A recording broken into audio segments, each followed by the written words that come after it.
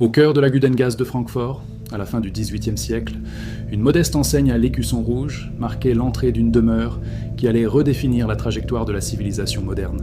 Alors que les couronnes d'Europe tremblaient sous les échos de la Révolution française, un homme Mayer Amschel Rothschild comprenait une vérité fondamentale que les rois et les empereurs avaient négligée.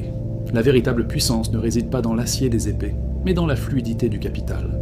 En envoyant ses 5 fils aux 4 coins du continent, à Londres, Paris, Vienne, Naples et Francfort, il ne créait pas seulement une entreprise familiale, mais le premier réseau de renseignement et de finances transfrontalier de l'histoire.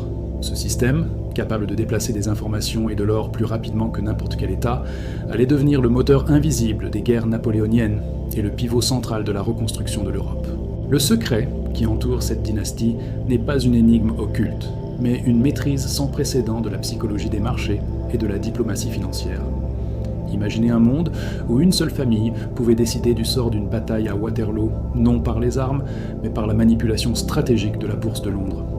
En instaurant un système de communication par pigeons voyageurs et courriers secrets, les Rothschild ont acquis l'arme la plus létale de l'ère industrielle, l'asymétrie d'information.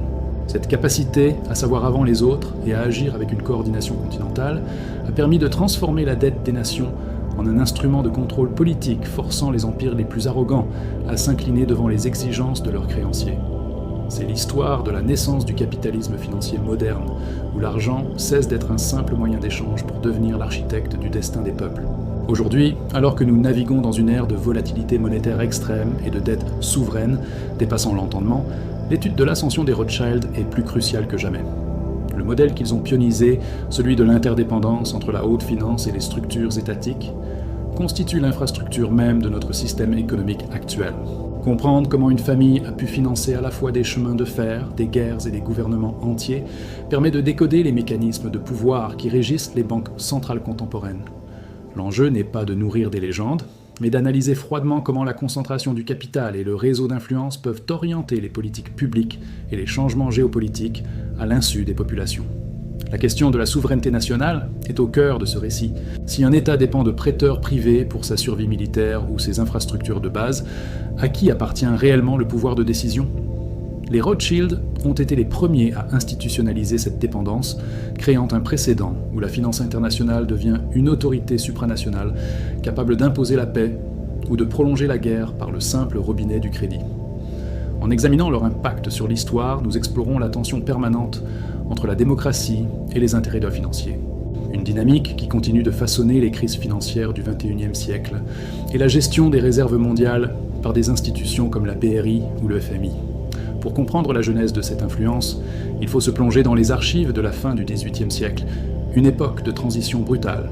Mayer Amschel Rothschild commença par gérer les affaires de Guillaume Ier, électeur de Hesse-Cassel, l'un des hommes les plus riches d'Europe, dont la fortune provenait principalement de la location de ses troupes de mercenaires. C'est ici que le mécanisme de la finance de guerre a été perfectionné. En gérant et en investissant ses fonds princiers pendant les turbulences de l'occupation napoléonienne, Mayer Amschel a appris à dissimuler des capitaux et à les faire fructifier à travers les frontières hostiles. Sa capacité à maintenir la solvabilité de ses clients malgré le chaos a établi la réputation de fiabilité absolue de la maison Rothschild. Le véritable tournant se produit avec Nathan Mayer Rothschild à Londres. En 1815, lors de la bataille de Waterloo, le destin de l'Europe était en suspens. Les rapports officiels indiquent que Nathan reçut l'information de la victoire de Wellington un jour entier avant le gouvernement britannique. La légende raconte qu'il utilisa cette avance pour vendre ses titres, simulant une panique, avant de racheter la totalité du marché, à des prix dérisoires, une fois la défaite de Napoléon confirmée. Si les historiens modernes nuancent l'ampleur de l'opération boursière, les archives financières confirment que cette période marqua l'accession de la famille au rang de créancier principal de l'Empire britannique. À partir de cet instant, aucune grande puissance européenne ne pouvait entrer en guerre sans s'être d'abord assurée du soutien financier de la maison Rothschild, transformant la famille en une 6e puissance européenne. L'influence des Rothschild s'est étendue bien au-delà de la simple spéculation boursière. Ils sont devenus les architectes de l'infrastructure physique du XIXe siècle. À Paris, James de Rothschild a compris que la révolution industrielle nécessitait un réseau de transport sans précédent. Il a financé la construction des premiers grands chemins de fer français, liant l'économie nationale au capital financier. Ce n'était pas seulement une affaire commerciale, mais une prise de contrôle stratégique sur la mobilité de la nation. Pendant ce temps, à Vienne et à Naples, Ses frères s'inséraient dans les cercles les plus intimes du pouvoir, devenant les confidents et les conseillers financiers des monarques absolus, comme Metternich. Cette intégration totale a permis à la famille d'exercer une forme de diplomatie de la navette, avant l'heure. Lorsqu'un conflit menaçait d'éclater entre deux puissances où les frères étaient installés, ils utilisaient leur influence monétaire pour calmer les ardeurs belliqueuses, non par pacifisme, mais parce que la guerre est souvent néfaste pour la stabilité des obligations d'État. Ils ont ainsi maintenu une paix financière relative pendant plusieurs décennies, agissant comme un régulateur officieux de l'équilibre des forces en Europe. Cependant, cette influence avait un prix. La soumission progressive des politiques nationales aux exigences de rentabilité et de remboursement des dettes. Les nations devenaient des entreprises gérées sous l'œil vigilant des banquiers de Londres et de Paris. Le système Rothschild reposait sur une innovation technique majeure, le prêt international souscrit par le public mais garanti par la banque. Avant eux, les prêts aux États étaient souvent des accords privés entre un monarque et un grand financier. Les Rothschild ont popularisé l'émission d'obligations d'État libellées en devises fortes, souvent la livre sterling, et négociables sur plusieurs places boursières simultanément. Ce mécanisme permettait de mobiliser des masses de capitaux jusque-là inaccessibles, mais il y est également de manière indissociable le crédit d'un État à la perception des marchés internationaux. Si les Rothschild refusaient de soutenir une émission, l'État en question se retrouvait instantanément coupé des circuits financiers mondiaux. Un autre pilier de leur puissance était la gestion des flux d'or. En contrôlant une grande partie du commerce des métaux précieux, ils assuraient la stabilité du gold standard, l'étalon or, qui fut la base du commerce mondial jusqu'en 1914. Leur rôle à la Banque d'Angleterre et leur lien avec les mines d'or et de diamants, notamment via leur implication ultérieure avec la De Beers, leur donnait un contrôle quasi monopolistique sur la réserve de valeur ultime de l'époque. Ils ne se contentaient pas de prêter de l'argent, ils géraient dans la liquidité même du système. En ajustant les taux d'intérêt et en déplaçant physiquement l'or entre leurs coffres forts européens, ils pouvaient provoquer des expansions ou des contractions économiques locales, une préfiguration du rôle des banques centrales modernes. Si les noms ont changé et que les visages se sont estompés derrière des structures corporatives complexes, les forces motrices instaurées par la dynastie Rothschild au XIXe siècle n'ont jamais été aussi présentes. Aujourd'hui, nous observons une répétition des mêmes cycles de dépendance entre la dette souveraine et la finance globale. Le mécanisme de l'obligation d'État, dont ils ont été les pionniers, est devenu l'instrument central par lequel les nations modernes financent leur existence. Ce que Nathan Rothschild avait compris à Londres en 1815 reste la règle d'or de la finance contemporaine.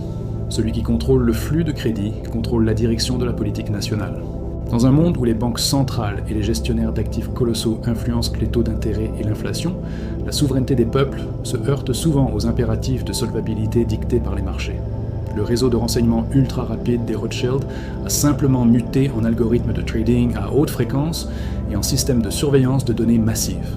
La symétrie d'information, autrefois portée par des pigeons voyageurs, se joue désormais dans la fibre optique, mais l'objectif reste identique. Savoir avant le reste du monde pour capturer la valeur, avant qu'elle ne s'évapore. Nous voyons aujourd'hui des institutions supranationales agir exactement comme la 6e puissance de l'époque, imposant des plans d'austérité ou des réformes structurelles à des pays en difficulté en échange de liquidités. Ce n'est plus une famille qui dicte sa loi, mais un système dont ils ont écrit le code source, où la fluidité du capital l'emporte systématiquement sur les frontières géographiques. L'influence de la dynastie ne résidait pas seulement dans la possession brute de l'or, mais dans l'art de l'intermédiation. Ils ne cherchaient pas nécessairement à posséder les gouvernements, mais à se rendre indispensables à leur fonctionnement. Cette stratégie de l'éminence grise se retrouve aujourd'hui dans les relations entre les grandes banques d'affaires et les ministères des Finances. Les banquiers d'élite circulent entre le secteur privé et les postes de haute fonction publique dans un phénomène de porte tournante qui assure une continuité des intérêts financiers au-delà des alternances électorales. Ce n'est pas une conspiration de l'ombre, mais une symbiose organique basée sur des incitations économiques partagées. L'État a besoin de financement constant, et la finance a besoin de la garantie de l'État pour sécuriser ses profits. Les banques centrales modernes, bien qu'institutionnalisées et publiques en apparence, conservent l'ADN du modèle de la Banque d'Angleterre du XIXe siècle, dont les Rothschild furent les piliers. Le pouvoir de créer de la monnaie à partir de rien, couplé à la gestion de la dette publique, place ces institutions au-dessus des débats démocratiques habituels. Leurs décisions sur les taux d'intérêt affectent le prix du logement, le coût de la vie et la stabilité des épargnes, tout comme les manœuvres de James ou Nathan affectèrent le prix du pain et du charbon dans l'Europe industrielle. En analysant ces structures, on réalise que l'élite financière ne manipule pas l'histoire par des décrets secrets, mais par la maîtrise des leviers mathématiques qui définissent ce qui est possible ou impossible pour une société. Nous entrons actuellement dans une phase d'accélération où le modèle de la dette perpétuelle atteint ses limites physiques. Historiquement, chaque fois qu'une nation ou un empire a accumulé une dette qu'il ne pouvait plus rembourser par la croissance, le système a dû faire face à une grande réinitialisation, souvent par l'inflation, la guerre ou une réforme monétaire radicale. Les Rothschild ont traversé plusieurs de ces cycles, sachant toujours se positionner pour posséder les actifs réels, terres, mines, chemins de fer, avant que la monnaie papier ne s'effondre. Aujourd'hui, l'accélération de la masse monétaire mondiale suggère que nous approchons d'un point de saturation similaire à celui des grandes crises du passé. Le recours systématique au crédit pour masquer la stagnation économique réelle crée une bulle de complexité que peu de gens parviennent à décrypter. Comme au temps où la maison Rothschild finançait les deux camps de certains conflits pour s'assurer que le vainqueur rembourserait les dettes du vaincu, le système actuel est conçu pour que la créance survive à la crise. Les données du Fonds monétaire international et de la Banque des règlements internationaux montrent une accumulation de dettes qui dépasse désormais le PIB mondial total. Cette situation crée une urgence invisible. Pour maintenir le système en vie, les institutions doivent exercer une pression de plus en plus forte sur les économies réelles, accélérant le transfert de richesses des classes moyennes vers les détenteurs de capital, exactement comme le prédisaient les critiques de la haute finance au siècle dernier. Le véritable climax de cette épopée financière ne réside pas dans la somme des richesses accumulées, mais dans la découverte d'une technologie de pouvoir bien plus subtile. La disparition derrière le système. La grande réussite de la dynastie Rothschild et de l'élite financière qui a suivi n'est pas d'avoir conquis le monde, mais d'avoir rendu le pouvoir impersonnel. Au fil du XXe siècle, les avoirs se sont fragmentés dans des trusts, des holdings et des fondations aux structures opaques, transformant une influence familiale directe en une autorité systémique diffuse.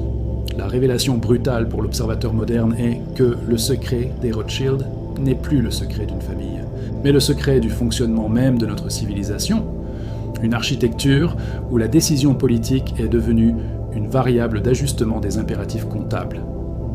La grande manipulation de l'histoire n'est pas un complot orchestré dans des salles obscures, mais une programmation mathématique du futur par la dette. En finançant le progrès technologique et les infrastructures mondiales, ce système a créé un monde où chaque innovation, chaque pont et chaque hôpital est porteur d'un intérêt dû à une entité financière. Nous vivons dans une réalité où le futur est déjà hypothéqué. Cette révélation change radicalement notre compréhension de la liberté.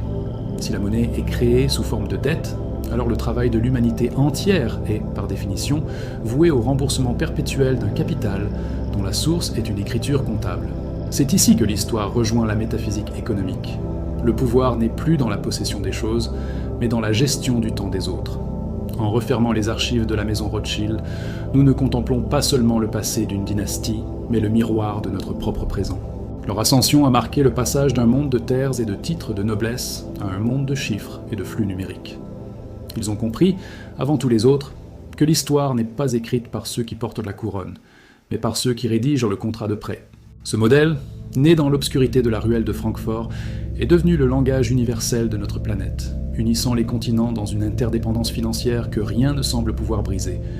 L'héritage des Rothschild nous rappelle que l'économie n'est jamais neutre. C'est le récit des rapports de force et de l'ingéniosité humaine mise au service du contrôle, alors que nous faisons face aux défis d'un nouveau siècle, entre crise climatique, révolution numérique et instabilité géopolitique. La question demeure, saurons-nous reprendre le contrôle de notre monnaie et de notre histoire ? Ou resterons-nous les sujets d'un système dont les fondations ont été posées il y a plus de 200 ans ? L'histoire des Rothschild n'est pas une fin en soi, c'est un avertissement permanent sur la fragilité de la souveraineté face à la puissance éternelle du capital. Le passage au XXe siècle n'a pas diminué l'influence du modèle Rothschild, il l'a rendu structurellement nécessaire au fonctionnement des banques centrales. Un examen des crises financières majeures, de la panique de 1907 à la Grande Dépression, révèle un schéma récurrent. La consolidation du pouvoir bancaire après chaque effondrement. Lorsque les marchés s'effondrent, ce sont les institutions possédant les plus grandes réserves de liquidités qui dictent les termes de la reconstruction. Ce mécanisme de destruction créatrice financière permet de racheter des actifs réels à une fraction de leur valeur, tout en forçant l'État à adopter des réformes qui favorisent la centralisation du crédit. C'est ainsi que la Réserve fédérale américaine a vu le jour en 1913, un projet né de la collaboration entre les délégués des grandes familles bancaires européennes et américaines visant à stabiliser le système tout en gardant le contrôle de l'émission monétaire entre des mains privées. La puissance d'une dynastie ou d'un système financier se mesure à sa capacité à définir ce qui sert de réserve mondiale. Après les guerres mondiales, le pivot de la richesse s'est déplacé vers le dollar, mais les mécanismes de compensation et les réseaux d'influence sont restés ancrés dans les places fortes traditionnelles comme Londres et Bâle. Les archives du Fonds monétaire international, FMI, montrent comment les droits de tirage spéciaux et les réserves de change sont utilisés pour maintenir une hiérarchie entre les nations. Ceux qui se trouvent au sommet de la pyramide financière peuvent exporter leur inflation vers les pays périphériques, utilisant la dette comme un levier pour accéder aux ressources naturelles et aux marchés stratégiques. C'est la version moderne de la diplomatie des frères Rothschild, l'assujettissement non par la conquête territoriale, mais par l'intégration forcée dans un système de crédit globalisé. L'un des aspects les plus fascinants de l'évolution du pouvoir financier est sa transformation en une nébuleuse de structures juridiques opaques. Pour échapper à l'examen public et à la fiscalité des États-nations naissants, les grandes fortunes ont migré vers des paradis fiscaux et des trusts familiaux complexes. Cette architecture de l'invisibilité permet de contrôler des pans entiers de l'économie mondiale, de l'énergie aux médias, sans qu'un nom unique n'apparaisse jamais sur les registres de propriété. En analysant les participations croisées des géants de la gestion d'actifs contemporains, on retrouve l'esprit de coordination qui animait les 5 branches de Francfort. Une collaboration discrète qui assure que, quel que soit le vainqueur politique, les intérêts du capital restent protégés par un bouclier juridique impénétrable. Nous vivons aujourd'hui une rupture technologique qui dépasse l'invention du chemin de fer ou du télégraphe. La numérisation de la monnaie offre aux héritiers du système financier un outil de contrôle sans précédent, la traçabilité totale et l'automatisation de la valeur.